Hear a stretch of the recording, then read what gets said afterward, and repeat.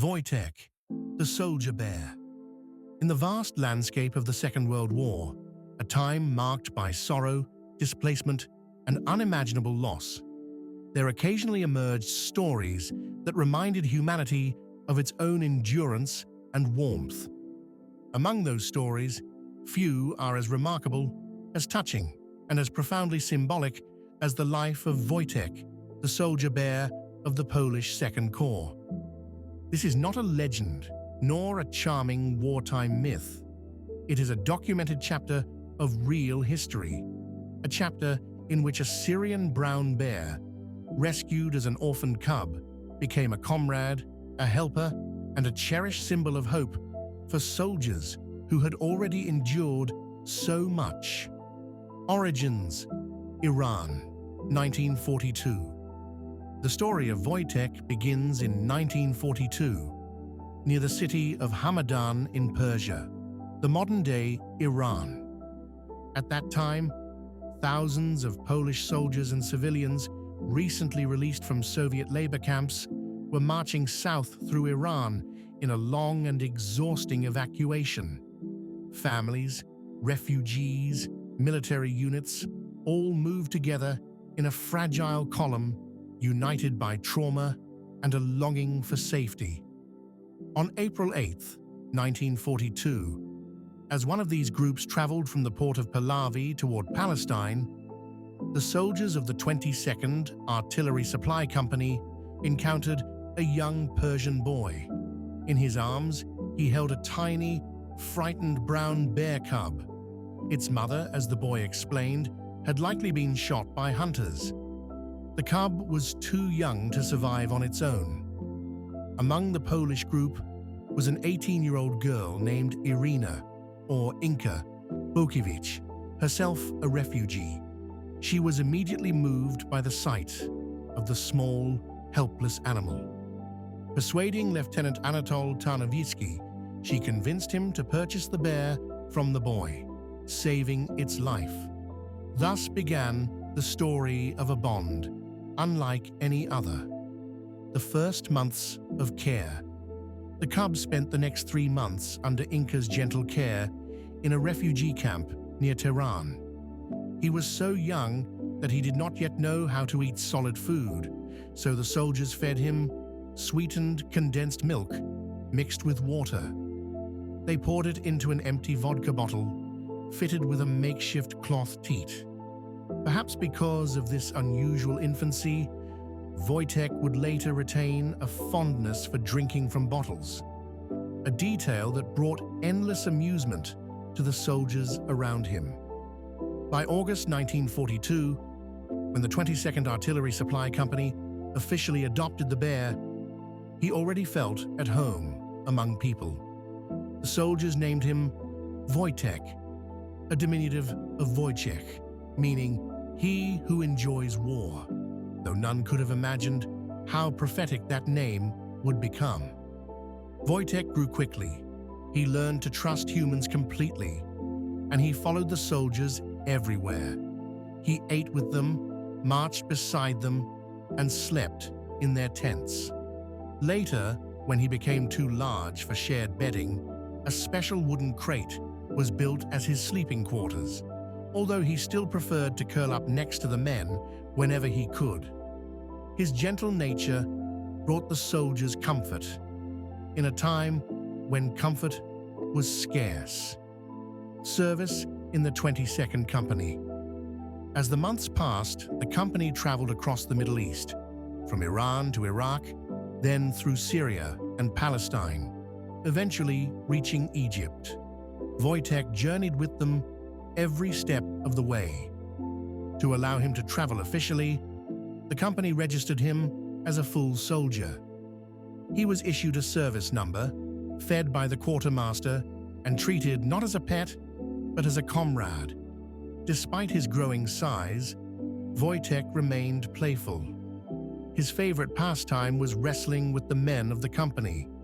The matches always ended the same way: the soldier pinned to the ground and the bear licking his face triumphantly. He also loved riding in army trucks, sometimes in the cab, sometimes on the roof, amusing and astonishing anyone who saw him. But behind the humor and novelty lay something deeper. Wojtek became a symbol of resilience for men who had survived deportation, hunger, exile, and the loss of their homes. He reminded them of innocence, loyalty, and the simple joy of companionship, things the war had almost taken away, toward Italy and a historic battle. By 1944, the Polish Second Corps, under General Władysław was transferred to the Italian front. Their next destination would be one of the most brutal and important battles of the Allied campaign, Monte Cassino. Wojtek traveled with them, now nearly fully grown and known throughout the wider Corps. No longer just a mascot, he had become a true member of the military family. And soon, his actions would enter the annals of history. Monte Cassino, a bear in the midst of war. The Polish Second Corps reached Italy in early 1944, joining the Allies in one of the most demanding and costly operations of the war, the Battle for Monte Cassino. The ancient Benedictine monastery, perched high on a rocky hill, had become a powerful German stronghold. For months, Allied forces struggled to break through. The terrain was steep, the winter harsh, and the defenses formidable. The fighting claimed thousands of lives.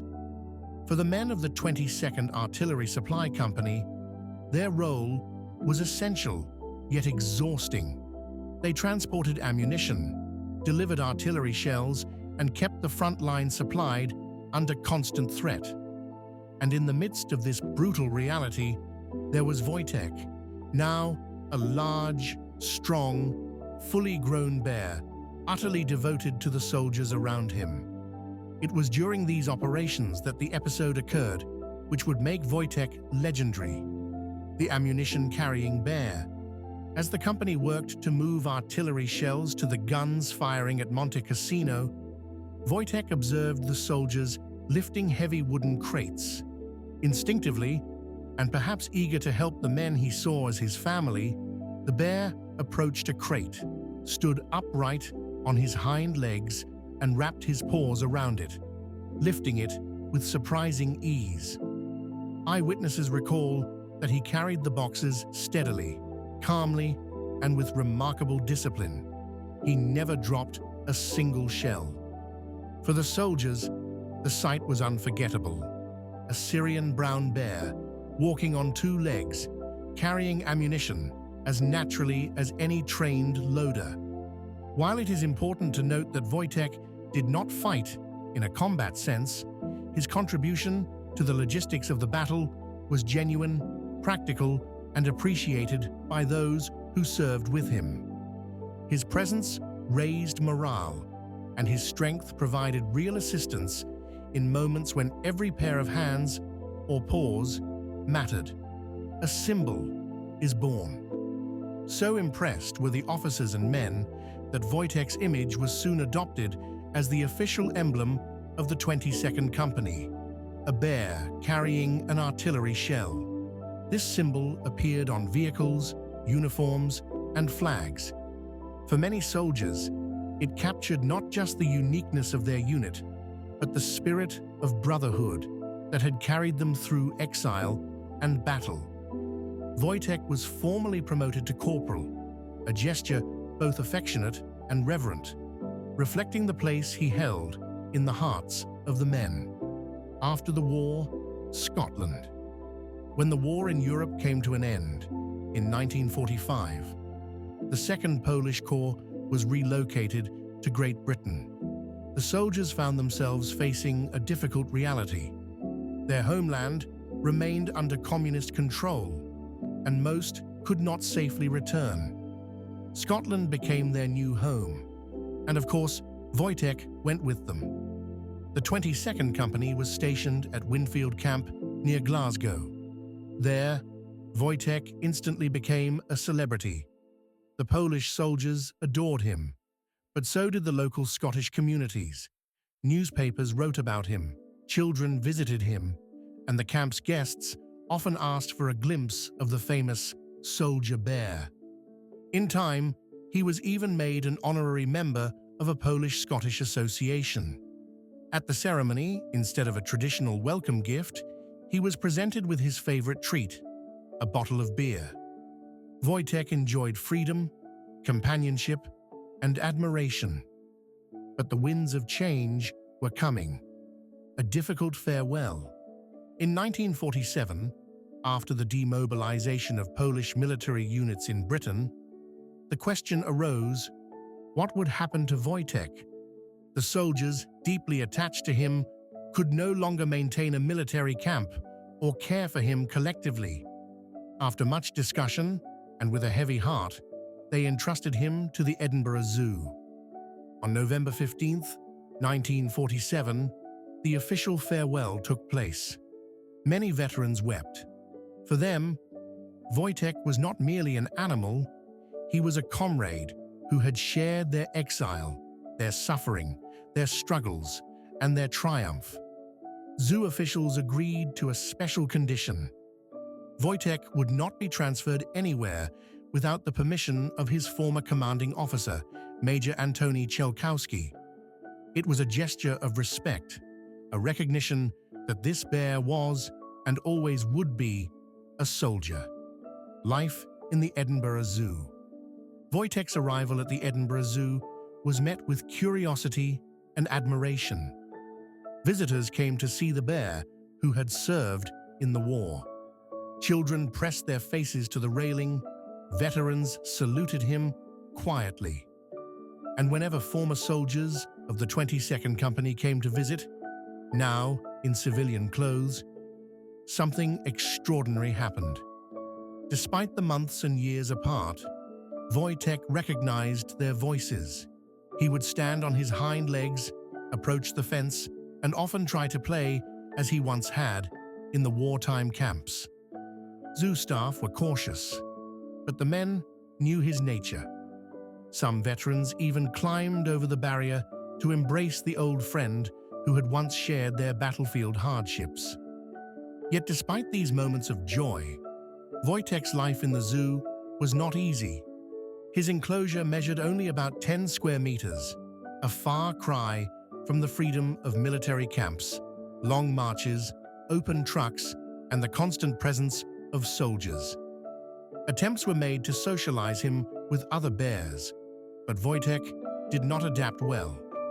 Throughout his life, he had known humans better than animals.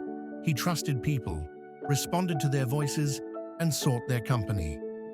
By the late 1950s, concerns about his well-being grew, efforts to bring Wojtek to Poland.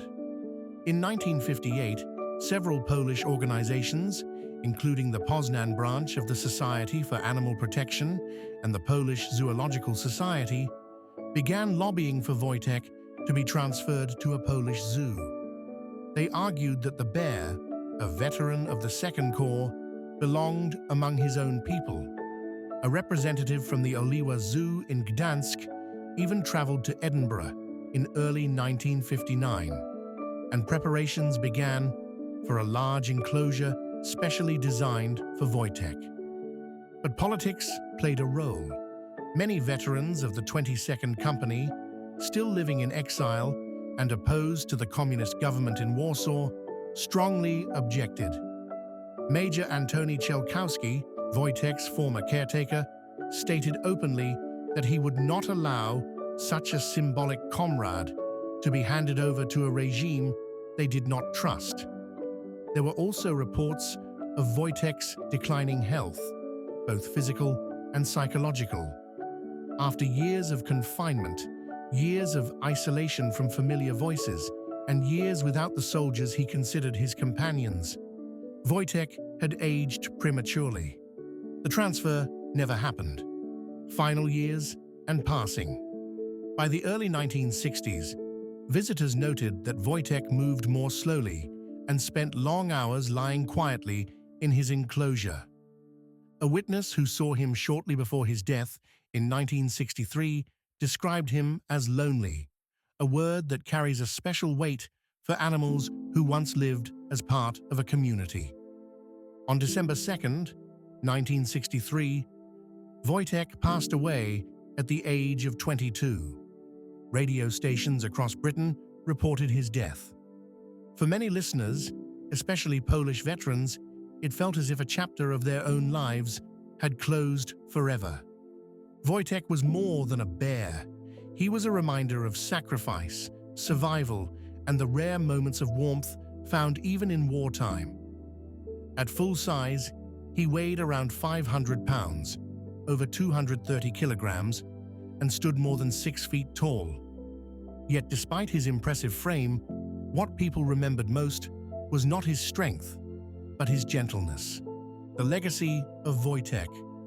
Wojtek's story did not fade. In the decades that followed, his life inspired artists, musicians, historians, and ordinary people. Monuments and memorials.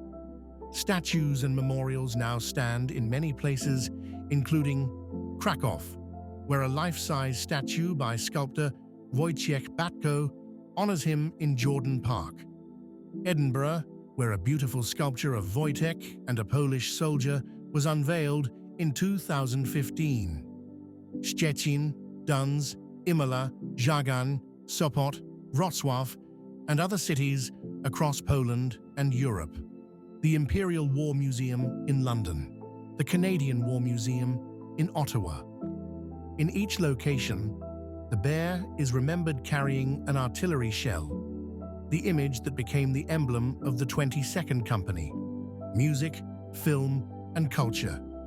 Wojtek appears in songs by Polish and British artists, documentaries, including The Bear Who Went to War, produced with the BBC, retell his story with care.